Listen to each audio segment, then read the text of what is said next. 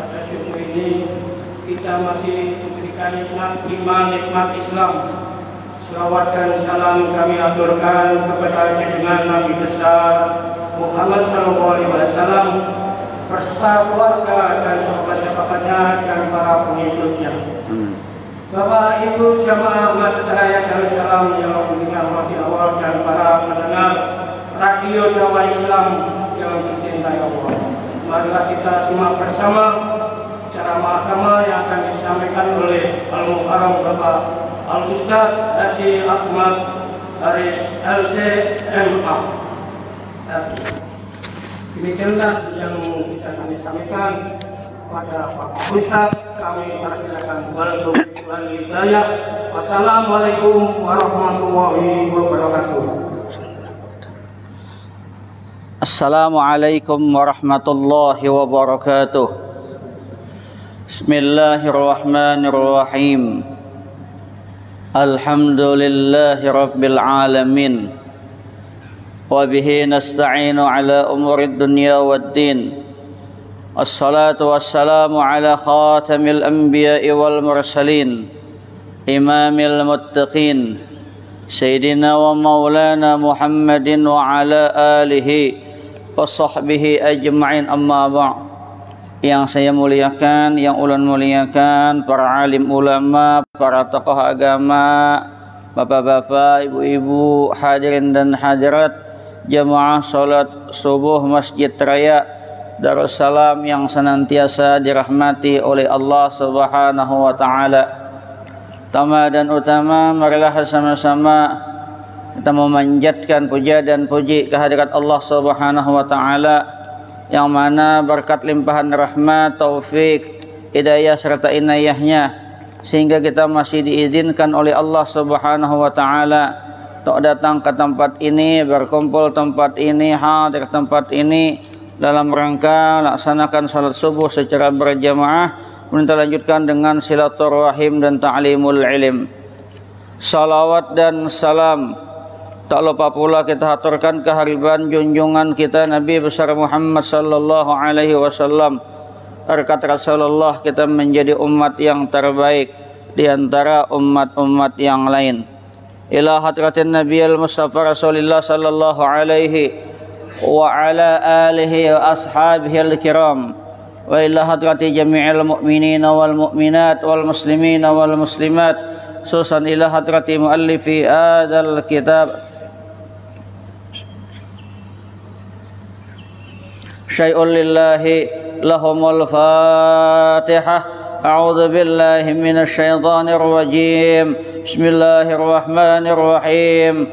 Alhamdulillahi rabbil alamin, arrahmanir rahim, maliki yaumiddin.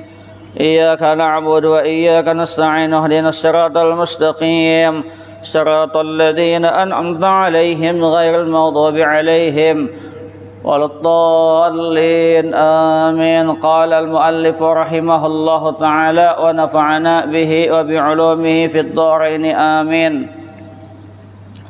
Adab bertetangga. Nah, bagaimana dalam hidup dan kehidupan kita bertetangga? Apa saja adab-adab kita? Yang pertama disebutkan dalam Kitabul Adab oleh Habib Zain bin Ibrahim bin Zain bin Smith. Beliau mengatakan yang pertama adalah tidak menyinggung perasaan tetangga dengan perkataan ataupun dengan perbuatan. Jadi bertetangga kiri kanan, muka belakang, jangan sampai kita menyinggung perasaan tetangga. Jangan sampai menyakiti tetangga, baik dengan perkataan ataupun dengan perbuatan. Kenapa? Karena Rasulullah sallallahu alaihi wasallam bersabda, kata Rasul, wallahi la yu'min, wallahi la yu'min, wallahi la yu'min. 3 kali diulang-ulang oleh Rasulullah. Kata Rasulullah, demi Allah tidak beriman, demi Allah tidak beriman, demi Allah tidak beriman. Qila, beliau ditanya, waman ya Rasulullah, siapakah wahai Rasulullah yang kau maksud dengan orang yang tidak beriman tadi? Qal, Rasulullah sallallahu alaihi wasallam menjawab, alladzi la ya'manu jaruhu bawa'iqahu, yaitu seseorang yang tetangganya tidak merasa aman daripada gangguannya. Jadi kalau kita bertetangga, tetangga kita tidak merasa aman daripada gangguan kita, baik dengan perkataan ataupun dengan perbuatan, maka kita dianggap oleh Nabi tidak beriman, minimal tidak sempurna imannya seseorang. Bahkan dalam sebuah hadis yang lain disebutkan, an Abi Hurairah radhiyallahu an qala ya Rasulullah fulanatun tasumun nahar wa taqumul lail wa tu'di jiranaha qala hiya finnar. Qalu ya Rasulullah fulanatun tusallil maktubat wa tasaddaqu bil atwari minal aqid wa la tu'di jiranaha qala hiya fil jannah. Ada sebuah riwayat di mana diriwayatkan dari Abu Hurairah radhiyallahu an berkata, sebagian sahabat berkata, ya Rasulullah, itu ada perempuan itu siang puasa, malam qiyamul lail. Bayangkan, berarti yang wajib udah dilaksanakan semua, yang wajib sudah beres. Ini dia sangat banyak beribadah. Tasumun nahara, dia puasa sunat ya Rasulullah di waktu siang. Wa taqumul lail, dia qiyamul lail, berarti ibadahnya luar biasa. Wa tu'dhi jiranaha, tapi dia biasa menggosip tetangga. Nah, dia biasa menyakiti tetangga, biasa ngerumpi. Qala, Rasulullah langsung menjawab, hiya finnar, dia berada di dalam api neraka. Bayangkan, Rasulullah tidak berpikir, walaupun sholat sunatnya banyak, walaupun ibadah puasanya banyak, tetapi ketika dia menyakiti tetangga, ketika dia menggosip tetangga, menggibah tetangga, Rasulullah langsung menjawab, hiya finnar, dia ada di dalam api neraka, calon penghuni neraka. Kemudian sahabat berkata lagi, ya Rasulullah, wahai Rasulullah,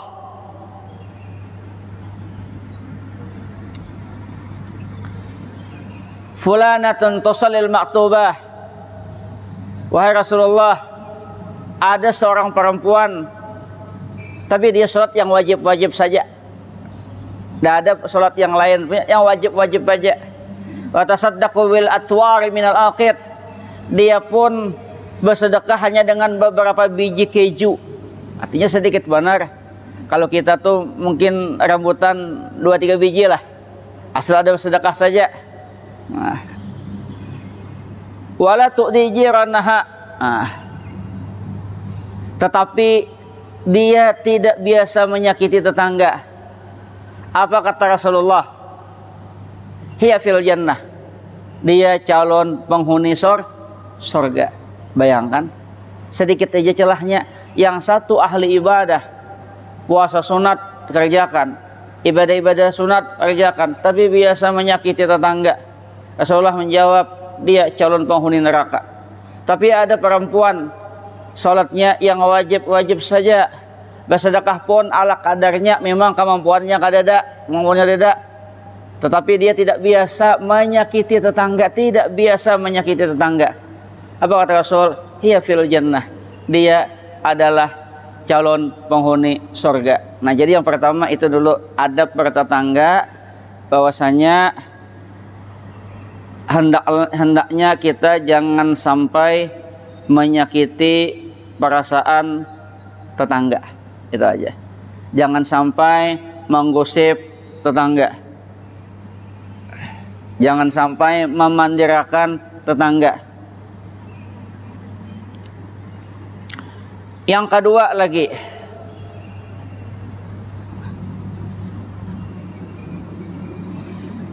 tidak mengganggu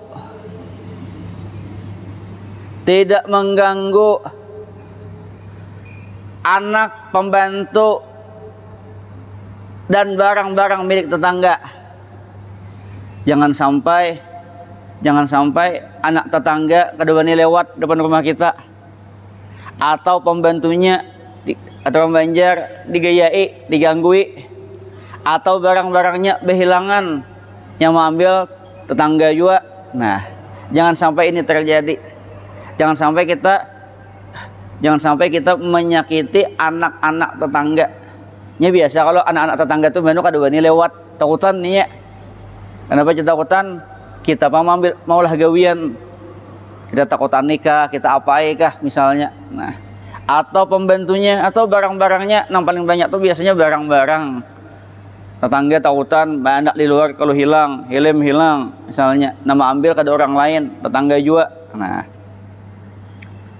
yang ketiga lagi di antara adab-adab pada tetangga adalah mempelajari hak-hak tetangga. Kita belajar apa hak tetangga, pelajari. Ada dalam hadis disebutkan Nabi sallallahu alaihi wasallam bersabda, "Inna min haqqil jar 'ala jarihi idza marida ay ya'udahu." Di antara hak-hak tetangga atas tetangganya yaitu adalah pertama, idza marida ay ya'udahu. Jika ia sakit, hendaklah nengok. Itu namanya adab hak tetangga. Jadi kalau ada tetangga sakit, ilangi, jangan banjar, datangi. Biasanya orang sakit itu membutuhkan semangat. Siapa tahu ada tetangga yang bisa memberikan semangat. Apalagi tetangga ini bakawan lagi. Nah, kawan lagi, tengok. Kemudian apalagi hak tetangga, wa idza mata ayatba janazatahu. Jika ia meninggal dunia, hendaklah ikut memakamkan jenazahnya. Jadi kalau ada tetangga meninggal dunia, takziah kita tengok. Kemudian kalau bisa ikut sholat fardu kifayah. Abil khusus lagi ikut ke pemakaman kalau memang memungkinkan.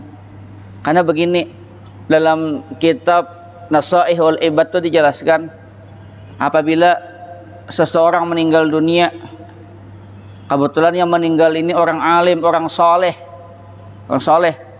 maka Allah Subhanahu wa Ta'ala enggan mengazab pertama orang yang memikul jenazahnya, yang kedua orang yang ikut mensolatkan jenazahnya, yang ketiga orang yang ikut mengantarkan jenazahnya ke kubur.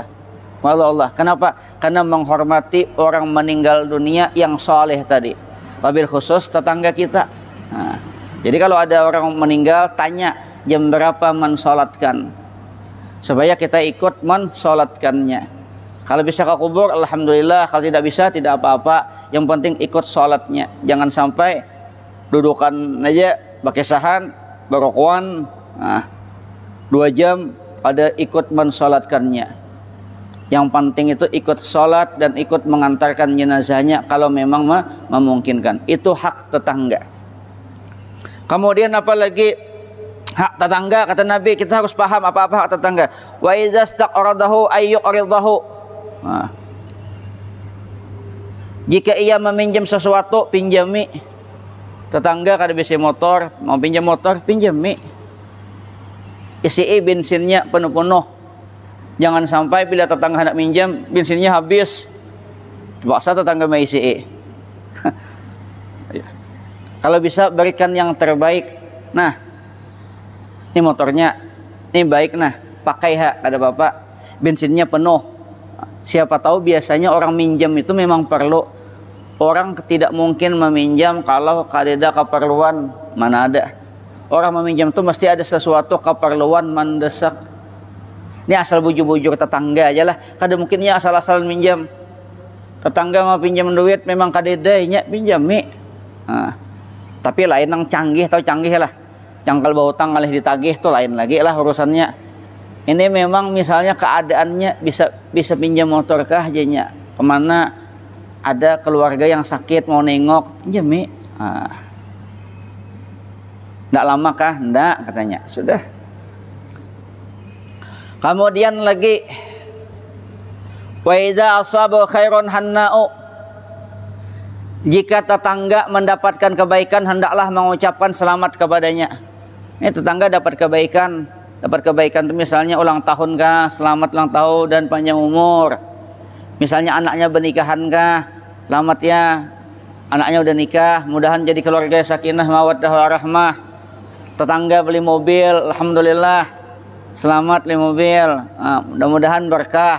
Bagus kalau Jangan kita dengki, jangan kita iri. Tetangga beli mobil, kita sakit kepala. Nah, ini bayangkan Ini banyak kejadian kadang-kadang tetangga dapat nikmat, dapat kebaikan. Kenapa yang kita sewot memikirkannya? Tetangga beli mobil baru, tawaan nih, kenapa kita pusing? Kenapa dia beli ya? Duit di mana? Bawa hutang kah? Cash kah? Kenapa jadi kita mikirkan? Nah, ini banyak terjadi. Dosa kita mikirkan. Pokoknya bila tetangga dapat kebaikan, ucapkan selamat kepadanya. Selamat, alhamdulillah. Tetangga misalnya tasyakuran perkawinan, alhamdulillah. Ini nyaman kalau. Jadi ketika tetangga dapat kebaikan, kita mengucapkan selamat, itu luar biasa, diingat oleh tetangga.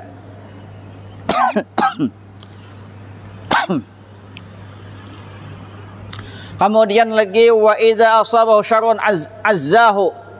Apabila tetangga mendapatkan musibah, hendaklah mengucapkan belasungkawa. Dapat musibah apakah, dapat ujian apakah. Kalau bisa takziah, ucapkan belasungkawa, artinya apa? Tidak apa-apa, insya Allah Allah akan memberikan ganti yang lebih baik. Nah, bagus. Tidak apa-apa, insya Allah ada hikmah di balik semua ini. Nah, jangan sampai tetangga dapat musibah kita tertawaan. Nah, itu kan udah boleh itu. Bagaimanapun mereka adalah tetangga kita. Nah, kemudian wa id la yastatilu alaihi fil bina'i tahjubu anhu riha illa bi idnih. Jika ingin meninggikan rumah, hendaklah minta izin kepada tetangga, ngomong kepada tetangga. Ini misalnya tetangga rumahnya tingkat 1, kita hendak meninggi jadi tingkat 2, tingkat 3, bapadah lawan tetangga, minta izinlah rumahku ini mau ku tingkat jadi tingkat 2, mau ku tingkat jadi tingkat 3. Kalau ada apa-apa nanti retak-retak, ngomong aja, bapadah aja, siapa tahu ada retak. Ini bagus pian, luar biasa. Badah kita, kalau ada retak-retak, kalau ada apa, bapadah aja, nyaman kan. Jangan sampai kita maulah rumah tinggi-tinggi, tetangga bekas kita masang pancang, masang tiang, retakan rumahnya. Ya minimal bapadahlah permisi, minta izin bapadah bahwa kita ingin meninggikan rumah. Bayangkan pian, Nabi sampai segini ikut memberikan apa istilahnya papadahan lawan kita, karena hak tetangga itu luar biasa. Wa idza ishtara faqihatan falyuhdilah fa illam yuhdilahu falyudkhilha sirran.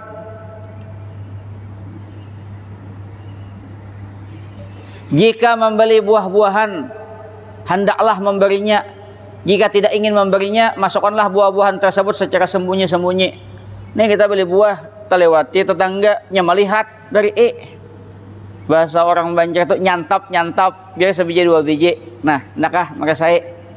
Nah, bila tidak ingin ngasih juga, bila kada hendak memberi juga, maka bawa ke dalam rumah secara sembunyi-sembunyi supaya kada ketahuan malam kah.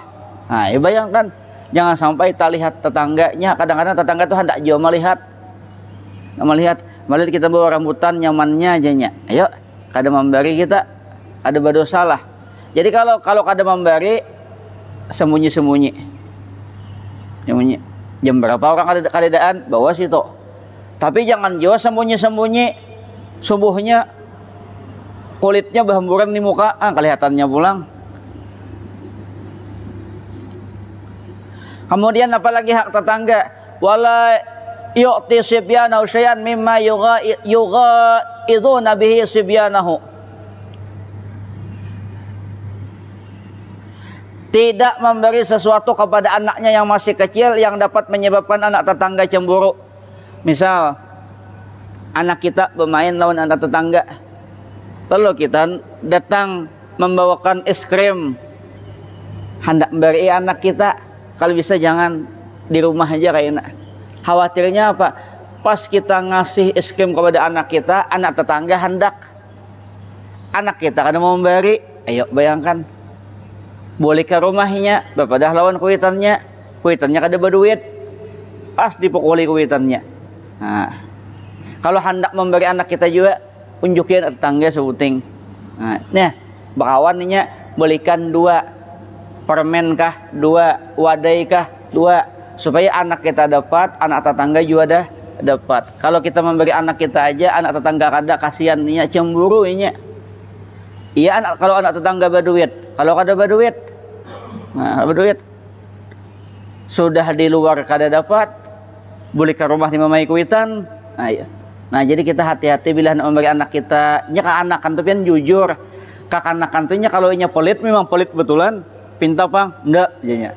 Nah, kalau orang tua kan masih bisa. Kalau anak kecil kalau dia dermawan memang dermawan. Kalau dia pelit memang pelit, ndak bisa diapa-apai. Nah, ya Allah.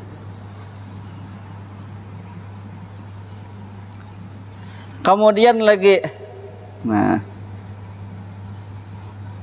ini ada cerita. Dulu Imam Hasan Al-Basri itu punya tetangga Yahudi. Imam Hasan Al-Basri tinggal di lantai 2. Yahudi tinggal lantai 3. Orang Arab itu kan biasa rumah bertingkat-bertingkat kayak apartemen itu. Nah, lama sudah bertetangga. Rupanya mereka tuh biasa ketemu naik tangga, naik turun tangga itu kan biasa, karena zaman dulu belum ada lift. Jadi biasa ketemu di tangga itu. Nah, kemudian suatu ketika Yahudi tadi mengatakan kepada Imam Hasan Al-Basri, "Imam, kita ini lama sudah bertetangga, rasanya puluhan tahun sudah. Bolehkah saya bertamu ke rumahmu?" Kata Imam Hasan Al-Basri, "Silahkan. Pintu rumahku selalu terbuka untukmu." Akhirnya Pak, besoknya tetangga yang Yahudi tadi datang ke rumah Imam Hasan Al-Basri, ketuk pintu. Setelah ketuk pintu, dibukakan oleh Imam Hasan Al-Basri, kemudian dipersilahkan duduk di ruang tamu. Kemudian Imam Hasan Al-Basri masuk ke dalam karena mau menyiapkan minuman buat tamu Yahudi tadi. Waktu Imam Hasan Al-Basri masuk ke dalam, tamu tadi melihat dari kursi tamu, dari ruang tamu melihat ada di pojokan itu ada air menetes dari atas. Di bawahnya ada baskom, tik tik tik. Yahudi tadi berpikir, ini kayaknya air itu dari atas. Sedangkan di atas itu apartemenku, rumahku, kata Yahudi. Berpikir Yahudi, ini menetes, tidak mungkin tetesan ini kalau tidak dari atas. Kemudian tidak begitu lama masuk lagi Imam Hasan Al-Basri. Masuk. Setelah Imam Hasan Al-Basri ngambilkan minuman, mempersilahkan kepada Yahudi tadi minuman untuk diminum. Kemudian Yahudi tadi nanya, "Wahai Imam Hasan Al-Basri, itu air yang menetes itu dari atas ya?" "Iya." Kata Yahudi, "Di atas kan rumah saya. Berapa lama sudah itu menetes?" Kata Imam Hasan Al-Basri, "Sudah menetes selama 10 tahun. Menangis Yahudi. Kata Yahudi, "Kenapa engkau tidak kasih tahu aku? Aku kan di atas tidak tahu. Coba ngomong ke aku ke atas, bilang kasihannya engkau tiap hari ngasih baskom, nanti kalau sudah penuh buang. Nanti letakkan lagi, buang lagi, letakkan buang lagi. Tidak capek kah kamu? Kenapa tidak ngomong?" Apa kata Imam Hasan Al-Basri? "Tidak apa-apa. Yang penting aku masih aman-aman aja, damai aja. Kehidupan bertetangga lebih utama daripada persoalan ini." Bayangkan, karena beliau lebih mengutamakan keharmonisan bertetangga. Imam Hasan Al-Basri tidak mau cekcok dalam bertetangga, tidak mau repot dengan tetangga. Selama masih bisa beliau atasi sendiri, beliau atasi. Coba kalau kita kayak gitu, merembes pasti naik ke atas. Tuh pintu, punyamu tuh, bocor, baiki. Bayangkan. Imam Hasan Al-Basri tidak. Beliau lebih mengutamakan sebuah persahabatan dalam pertetanggaan. Karena beliau tahu bahwasanya tetangga itu adalah orang yang sangat luar biasa. Orang yang harus dihormati dan mereka mempunyai hak. Ada lagi cerita yang kedua. Imam Ahmad bin Hambal bertetangga juga dengan Yahudi. Jadi biasa mereka tetangga. Kemudian tetangga tadi ngomong kepada Imam Ahmad, Imam Ahmad nanti malam datang ke rumahnya. Malamnya Imam Ahmad datang ke rumah Yahudi, ketok pintu. Ketika dibukakan pintu, apa kata Yahudi? Kata Yahudi, Ahmad pulang. Pulang beliau. Padahal Yahudi tadi mengundang untuk datang. Ketika beliau datang, ketuk pintu, dibukakan pintu, disuruh pulang. Pulang beliau. Nggak ada marah. Besoknya lagi Yahudi tadi ketemu lagi, namanya bertetangga kan ketemu. Muhammad nanti malam datang lagi ya. Datang lagi, Muhammad ketuk pintu lagi. Habis ketuk pintu, bukakan pintu oleh Yahudi. Kata Yahudi, pulang. Pulang lagi beliau. Besoknya ketemu lagi, kata Yahudi, Imam Ahmad nanti datang lagi ya, nanti malam. Ini betulan nih, enggak bercanda, serius. Kata Yahudi, serius nih. Datang lagi Imam Ahmad malam. Habis datang malam, ketuk pintu.